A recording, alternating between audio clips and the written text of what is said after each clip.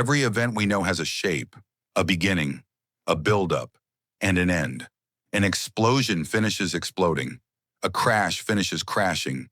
A sentence finishes being spoken. That's how reality is supposed to work. But what if sometimes it doesn't? What if there are moments where everything starts correctly? The pressure rises, the sound appears, the motion begins, and then reality simply refuses to finish the event. No error message, no visible malfunction, no explanation. Just an ending that never arrives. Tonight, Archive 9 opens 10 files where witnesses didn't see something impossible happen. They saw something stop halfway through existence, an explosion that never completed its blast, a crash that froze mid-impact, a sentence that began and vanished before reaching its end. These aren't glitches caught after the fact. They were recorded in real time. And in every case, the most disturbing detail wasn't what happened, it was what didn't. Because when an event refuses to end, the question isn't what went wrong. The question is who or what decided it shouldn't continue. This is 10 times reality refused to finish the event, and we start with an explosion that never finished exploding. The incident began exactly the way every explosion begins. A routine industrial pressure test, a sealed chamber, sensors calibrated, cameras rolling. At 14:17:09, pressure inside the vessel crossed its red line. The recordings show it clearly. Metal flexing outward, air compressing into a violent curve, a white flash blooming at the core. By every known law of physics, the next moment should have been inevitable. A shock wave, a concussive blast, debris racing outward faster than sound. But that moment never arrived. Instead, something stranger happened. The explosion started and then stalled as if caught mid-thought. On high-speed footage, the pressure front expands for exactly 0.03 seconds, then stops. Not slows, not dissipates, stops. The air appears frozen in a distorted bubble around the chamber. Fragments of metal hang half-detached, suspended as if time forgot to push them forward. Even the light from the initial flash remains uneven, trapped in a warped halo.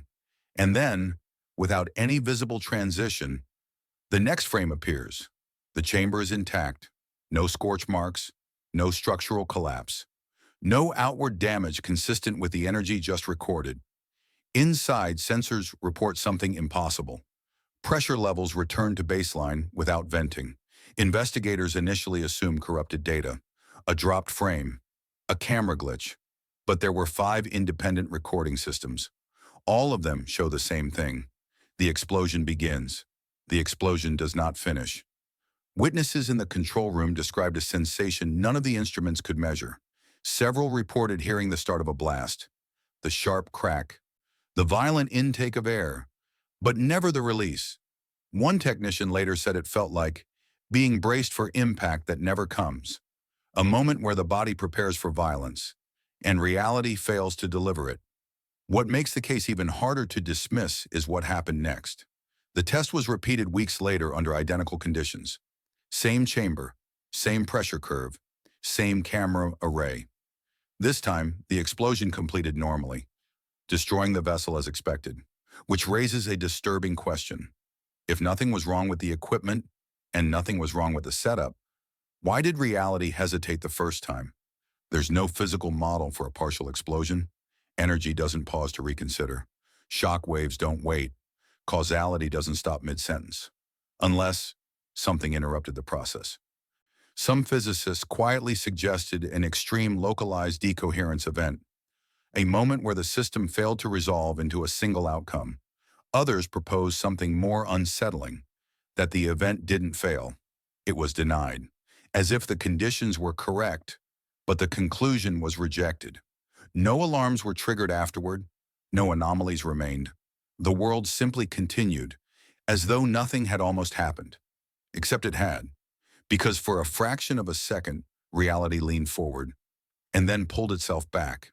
And if an explosion can be started and then prevented from finishing, the question is no longer how much control do we have over events.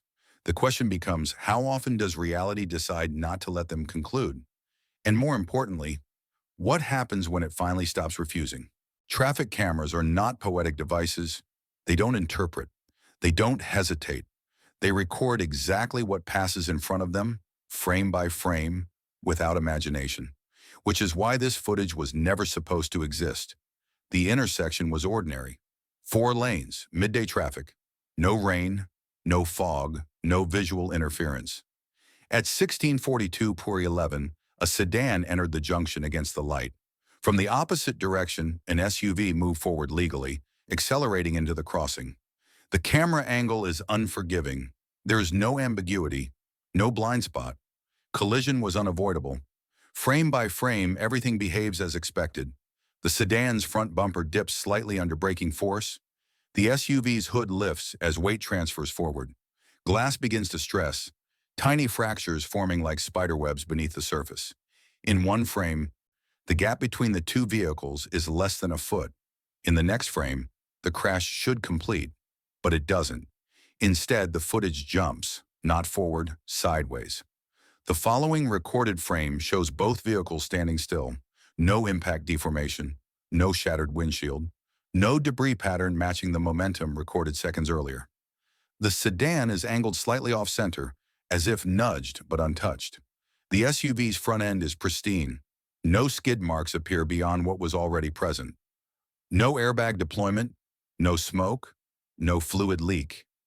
Yet the timestamps confirm something impossible. Between the last pre-impact frame and the next recorded moment, 0.4 seconds elapsed. Enough time for destruction, but none occurred. Investigators initially focused on frame loss, a known issue in older municipal camera systems. Except this camera didn't drop frames. Its buffer was intact. Its internal clock showed no reset. And 2 nearby cameras, different angles, different systems, captured the same discontinuity. Impact trajectory without impact result. Witnesses standing at the corner described a deeply unsettling sensation. Several said they flinched, bracing instinctively, only to feel confused when the sound never arrived. One pedestrian said, "It felt like my body reacted to something my eyes never saw finish." The drivers remember something equally strange. Both recall the moment before impact vividly. Both remember seeing the other vehicle fill their vision. And then, nothing, no collision, no sound, no jolt. Just suddenly being stopped, heart racing, hands clenched on the wheel, with no clear memory of how they got there. Medical checks found no concussion, no signs of dissociation, no neurological explanation. Insurance analysts were unable to classify the incident. Damage inconsistent with near-collision physics. Data logs from the vehicles showed braking and acceleration patterns that should have ended violently, but didn't. The case was quietly closed as an unresolved recording anomaly. But a transportation engineer reviewing the footage years later noted something chilling. The vehicles didn't stop naturally. Their motion didn't decelerate across frames. They simply arrived at rest. As if the process of collision had begun, and then reality skipped to a safer conclusion without executing the middle. Physics allows for avoidance. It allows for miracles of timing. What it does not allow for is motion without consequence. Unless, once again, the event wasn't broken, it was interrupted, as if something evaluated the outcome and declined to let it resolve. If an explosion can begin and not finish, and a collision can approach inevitability without arriving, then these aren't isolated failures.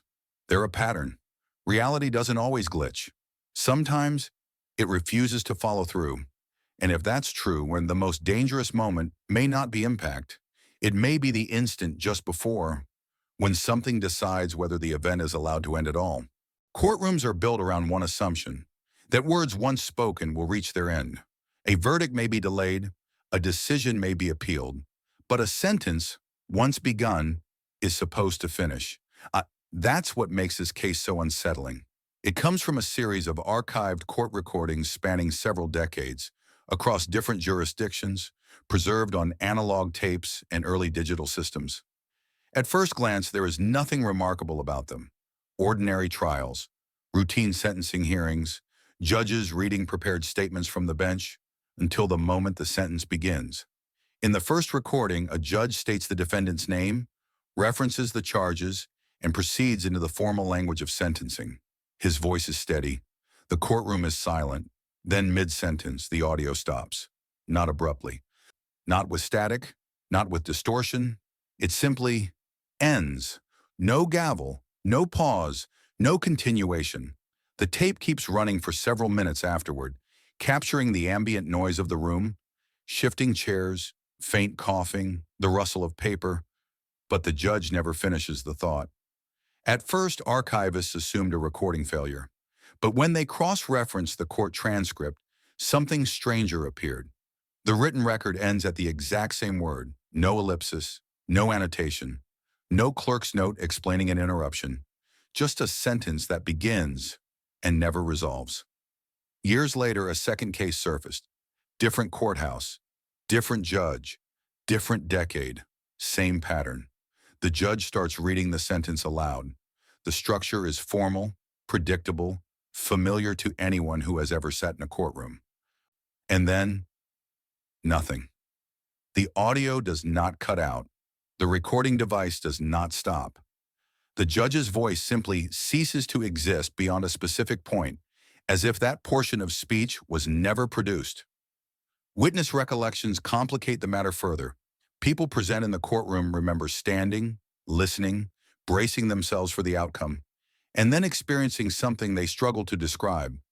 Several independently reported a sense of suspension, not silence but incompletion, a feeling that the moment was waiting for something that never arrived. When asked what the judge said next, none could answer. Not because they forgot, because as they insist, there was no next part to remember. The cases were eventually resolved through paperwork. Sentences were carried out. Defendants served time or were released according to later administrative entries. But no one can locate a single record, audio, transcript, or memory of the sentence being verbally completed. Linguists consulted on the matter offered no satisfying explanation. Human speech does not evaporate mid-structure without cause. Language, once initiated, naturally seeks closure, unless something prevents it. One retired court reporter made a chilling observation. In all documented instances, the unfinished sentence would have marked the moment where finality was declared, the point where ambiguity collapses into outcome. Guilty or not, years or freedom, the irreversible line, and that line was never crossed. If explosions can begin and not finish, if collisions can approach impact without arriving, then this case suggests something even more disturbing, that even meaning itself can be halted before completion, not erased, not corrected, simply withheld. As if reality allowed the process to start, but refused to lock the conclusion into place. Because once a sentence ends, there is no going back. And perhaps in these moments, reality decided the ending was not yet permitted to exist. Countdowns exist to eliminate doubt. They reduce complex systems to a single promise. When the numbers end, something happens. A launch, a detonation, a reveal. Zero is not a suggestion, it is a threshold, which is why this case disturbed everyone who reviewed it. The first incident occurred during a scheduled test of a large-scale automated system, the kind designed to operate without human intervention. Multiple subsystems were synchronized, redundancies in place, every step logged, the countdown sequence initiated normally. 10, 9, 8, nothing unusual, no warnings, no fluctuations. By the time it reached 3, all systems reported green. At 2, final arming confirmation was logged. At 1, the system entered execution state. Then the display showed 0 and stayed there. No launch, no abort signal, no fault code. Just 0, frozen, steady, unquestioned. The internal logs show something stranger. Execution flags were set, triggers were acknowledged, completion markers were never written, as if the system stepped into the final moment and found nowhere to go. Engineers assumed a software deadlock, a rare but known failure mode, until they tried to reset the system. It refused, not crashed, not locked, simply unresponsive to commands that should have forced a conclusion. Eventually, power was cycled manually. The system rebooted cleanly. No errors reported. When the test was repeated days later, everything completed normally.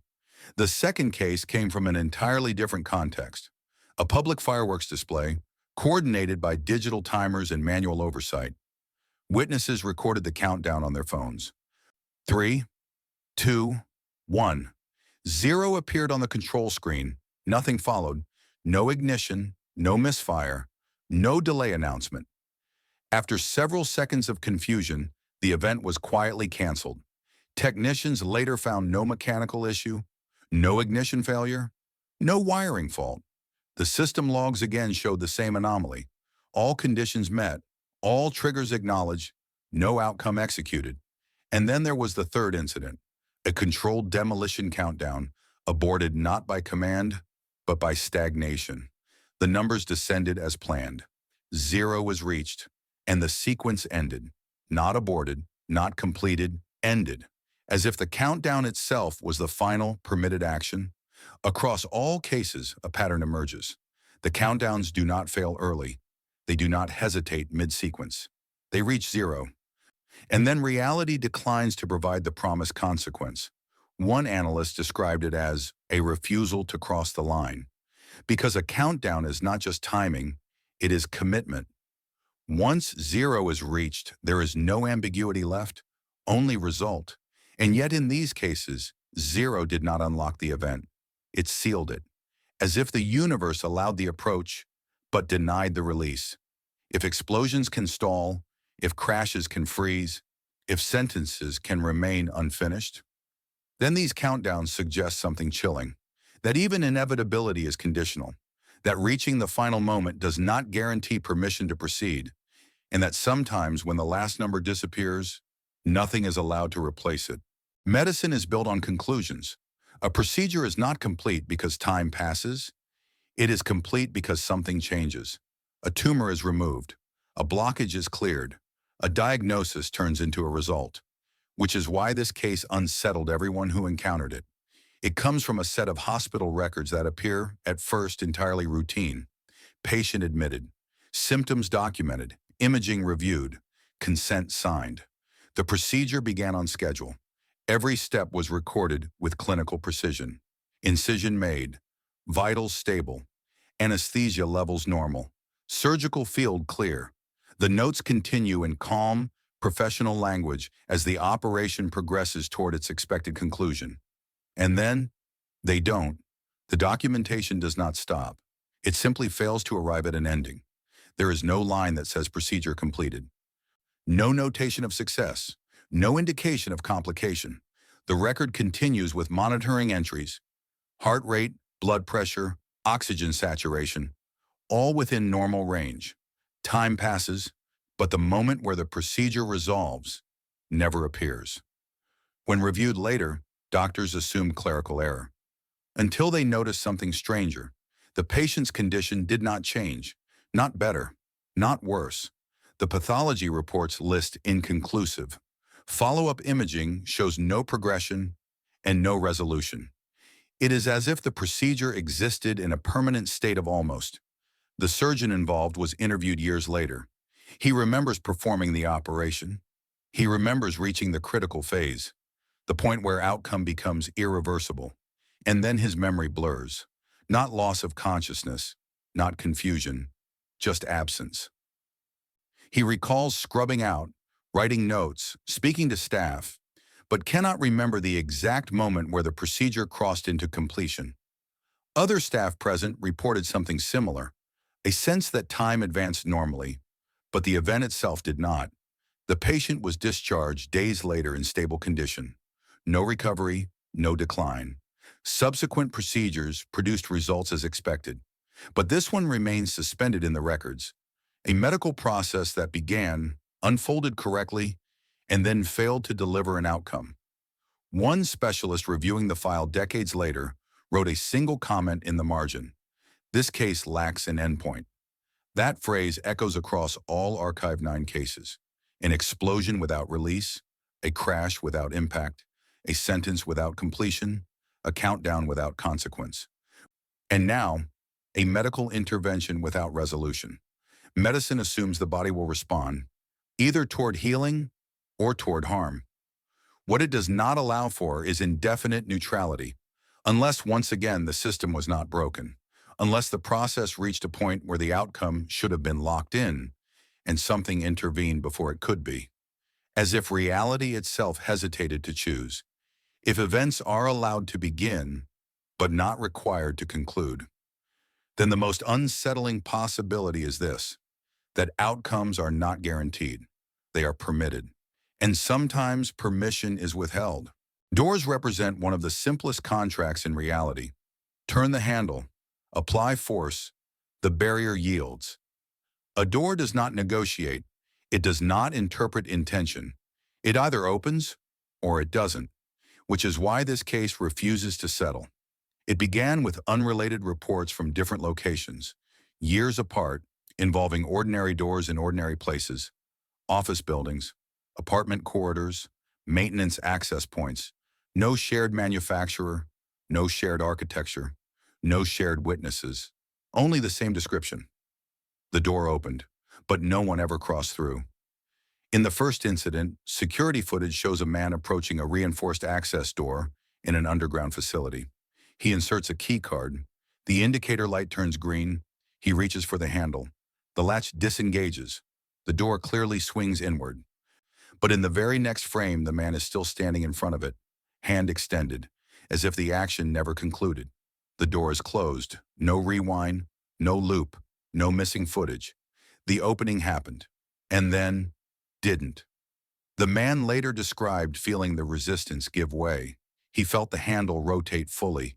He felt air shift, as if the space beyond had briefly connected to his side of the corridor. But he never took a step forward. Not because he chose not to, because as he said, there was nowhere to step into. Another case occurred in a residential building. Multiple tenants independently reported the same unsettling experience. A hallway door opening normally, hinges moving, frame clearing, followed by an instinctive hesitation they could not explain.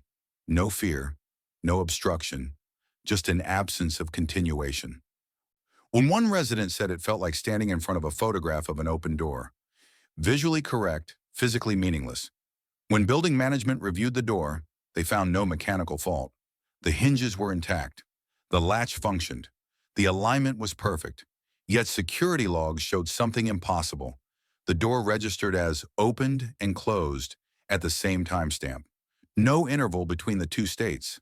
As if the system acknowledged the action, but reality refused to allow duration. The most disturbing account came from a service technician working alone at night. He unlocked a restricted door he had opened dozens of times before. The handle turned. The door moved. And then he felt a sudden certainty that stepping forward was prohibited, not dangerous, not forbidden, simply not permitted. He described it later as the opposite of resistance. There was no force pushing back. There was just no future beyond the threshold. He stepped away. When he turned back seconds later, the door was fully closed, locked, untouched. No time had passed. No alarms were triggered. What connects these cases is not malfunction, but incompletion. The action begins. The mechanism responds. The transition should occur. And then the event collapses inward, as if the universe refuses to render the next frame. Doors are thresholds. They mark the boundary between before and after. And in these moments, that boundary exists, but cannot be crossed. If explosions can stall, if crashes can freeze, if outcomes can be withheld, then this case suggests something deeply unsettling, that even passage itself may require approval. And that sometimes reality allows you to open the door, but will not let you exist on the other side. Meteorology is not prophecy. It does not guess. It measures. Pressure gradients, wind shear, ocean temperature, atmospheric instability. When all variables align, a storm does not decide to happen. It must, which is why this case unsettled every analyst who reviewed it. The system began assembling days in advance. Satellite data showed a textbook convergence. Warm ocean currents feeding rising air, upper-level winds rotating cleanly, pressure dropping at a mathematically perfect rate. Forecast models didn't disagree. They converged. Every simulation pointed to the same conclusion. Landfall was inevitable, Emergency alerts were prepared. Evacuation plans drafted. Coastal infrastructure braced for impact. By the final night, the storm existed in every way that mattered. The eye formed. Rain bands spiraled outward. Wind speeds crossed the threshold for classification. The storm was real. It was named. And then it stopped approaching. Not weakened, not redirected. It simply ceased to advance. Radar showed the system holding position offshore, rotating endlessly in place. Satellite imagery confirmed sustained structure. The storm did not dissipate. It just refused to arrive. Hour after hour, the models updated. Each one insisted the same thing. Landfall should have already occurred. Instead, the storm hovered, perfectly formed, fully energized, like a thought never spoken aloud. Meteorologists on duty reported a growing sense of unease. They were watching a complete event that would not complete itself. The storm was not stalling due to terrain, not blocked by pressure walls, not disrupted by temperature shifts. All physical explanations failed. After nearly 20 hours of immobility, the storm began to unravel. Not violently, not dramatically. It faded. Cloud structures loosened. Wind speeds declined. The eye dissolved without ever crossing the shoreline. No landfall was recorded. No storm surge. No defining moment. Just preparation without consequence. Years later, analysts revisiting the data noticed something even stranger. The storm did not decay as storms usually do. There was no chaotic breakdown. The system seemed to withdraw, as if the process had been reversed before completion. One senior forecaster described it as watching a sentence stop before the period. Everything had been said except the ending. Communities along the coast remember the event vividly, not for damage, but for anticipation without release. People waited. They boarded windows. They listened for wind. And then the storm simply never happened. If explosions can begin without releasing energy, if crashes can approach impact without arriving, if doors can open without passage, then this storm suggests something larger, that even natural systems, massive, impersonal, indifferent, may reach a point where continuation is no longer guaranteed. That formation is allowed, but conclusion requires something else. And when that permission is not granted, the event does not fail. It withdraws. As if reality assembled the storm, looked at the outcome, and decided not to let it cross the final line. Phone calls are among the most basic confirmations of presence. You dial, it rings, someone answers. Even silence, once the call connects, still belongs to someone on the other end, which is why this case unsettles anyone who understands how communication is supposed to work. It began with a cluster of archived call logs from different decades, different regions, in different phone systems, landlines, early mobile networks, and later digital exchanges. The pattern was subtle. Outgoing calls placed normally, rings registered, connection confirmed, and then nothing else happened. No voice, no background noise, no hang-up. Just a call that existed in a permanent state of answered. In the first documented case, a man called his sister late at night. The call connected after 3 rings. His phone indicated connected. He spoke. He waited. Silence. Not dead air, but something else. A sense of presence without response. He did not hear breathing. He did not hear static. He described it later as a space where sound should have been. After nearly 2 minutes, the call ended. Not by either party. The log shows no disconnect command. The sister's phone tells a different story. It shows the call as answered, but with 0 duration of audio input, no record of speech, no missed call, no voicemail, just an answered call that never progressed. At first, technicians blamed network errors, but the pattern repeated. In another case, a woman called emergency services after witnessing an accident. The dispatcher's system logged the call as picked up, yet no operator remembers speaking to her. The woman remembers being connected, remembers saying hello repeatedly, and remembers the unsettling certainty that someone was there, but unreachable. The call ended on its own. No response was ever recorded.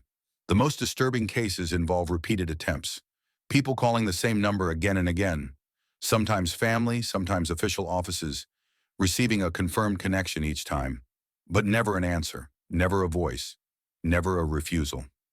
As if the call had reached its destination, but the concept of reply had been removed. Telecommunications experts reviewing the data found no technical explanation. Calls do not enter a third state. They either ring or connect or end. There is no protocol for acknowledgement without interaction, and yet the logs insist this is what happened. Some witnesses reported a peculiar sensation during the call. Not fear, not confusion, but anticipation without resolution. The call felt held, like someone had lifted the receiver and then paused existence itself before speaking. If explosions can stall mid-release, if storms can form without arriving, if doors can open without passage, then these calls suggest something even more intimate, that even connection can be suspended, that reaching someone does not guarantee exchange, and that sometimes reality allows contact, but refuses to let communication complete its purpose. The unanswered calls remain archived as anomalies. No corrections, no closures, just records of moments where someone reached out and reality acknowledged the attempt, but never allowed the conversation to begin. Every test exists to collapse uncertainty. A sample is taken, a process is applied, a result replaces the unknown. Positive or negative, pass or fail, yes or no, which is why this case is so deeply unsettling. It comes from a collection of archived laboratory and administrative records, most of them pre-digital, when systems were slower but documentation was meticulous.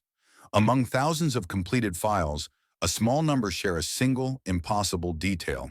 Status, pending, not delayed, not inconclusive, pending, and it never changed. The first file belonged to a routine medical test. Sample collected, chain of custody intact, lab procedures logged step by step. The test should have returned a result within hours. Instead, the file remained open. Days passed, then weeks, then years.